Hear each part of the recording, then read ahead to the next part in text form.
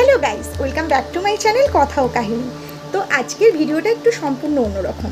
তাহলে এই ভিডিওটা হচ্ছে যারা অফিস গোয়িং মহিলারা আছো বা পুরুষরা আছো, কিংবা অফিসে স্বামী বেরিয়ে যাওয়ার পর যারা হাউস ওয়াইফ আছো আমাদের মতো, ভাবো দুপুরবেলা নিজের জন্য আর কি রান্না করব, কিছু একটা ফুটিয়ে নিলেই হয়, তাদের জন্য হচ্ছে সম্পূর্ণ এই রেসিপিটা। আমি ডালিয়া কিভাবে সহজ পদ্ধতিতে বানাই চলো তোমাদের সাথে শেয়ার করছি। খেতেও কিন্তু সত্যি খুব সুস্বাদু হয়, চলো দেখাই। এই দেখো, আমি এখানে সমস্ত সবজি কেটে নিয়েছি ছোট ছোট করে। তোমরা তোমাদের পছন্দ মতো সবজি নিতে পারো, এখানে অ্যাড করতেও পারো। আমি এখানে দিয়েছিলাম কুমড়ো, পেঁপে, গাজর আর আলু, অবভিয়াসলি বাঙালির ফেভারিট, আর বিট ছিল অল্প, সেটাও দিয়ে দিয়েছি। চলো তোমাদেরকে দেখাই। আমি একটু ডালিয়াটাকে ভেজে নিয়েছি হালকা করে। তোমরা চাইলে এই অপশানটা স্কিপও করতে পারো, তবে হালকা ভাজলে গন্ধটা কিন্তু সত্যিই সুন্দর হয়। এর সঙ্গে অ্যাড করব আমি একটু মুগের ডাল, আর তোমরা যে যা পছন্দের ডাল সেটাও দিতে পারো। আমার পার্সোনালি মনে হয় যে মুগের ডালটাও আমি হালকা করে শুকনো খোলায় ভেজে নিয়েছি ডালিয়াটার মতনই। এবারে চলো দিই। এবার আমি কুকারের মধ্যে সমস্ত কিছু ঢেলে নিয়েছি। দেবো হচ্ছে এখানে পরিমাণ মতো নুন, একটুখানি ঝালের জন্য দেবো গোলমরিচ গুঁড়ো, তো আমি একটুখানি ভাজা জিরে গুঁড়ো।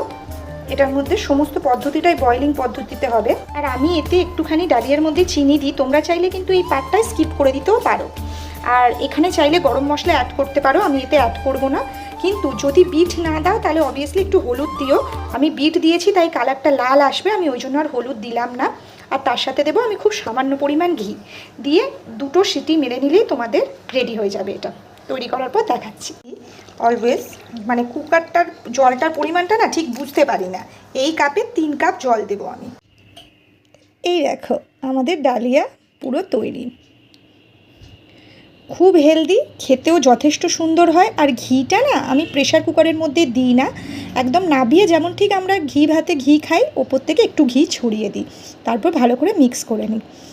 তাহলে এটার সাথে তোমরা তোমাদের পছন্দ মতো কিছু জিনিস পেয়ার করতে পারো। আমি একটুখানি ভাজাভুজি করেছি, সেটা হচ্ছে এটার সাথে তোমরা যা কিছু পেয়ার করতে পারো। আমি এর সাথে একটুখানি আলুর ওই বড়া পকোড়া টাইপের করেছি। এর মধ্যে তোমরা নিজের পছন্দ মতো আরও ভেজিস অ্যাড করতে পারো। চাইলে এটার সাথে একটা এগ তোমরা সেদ্ধ করেও খেতে পারো। তো খুব সুন্দর একটা টেস্টি, হেলদি, তাড়াতাড়ি চটজলদি খাবার। ঠিক আছে, আজকের জন্য এতটাই। টাটা।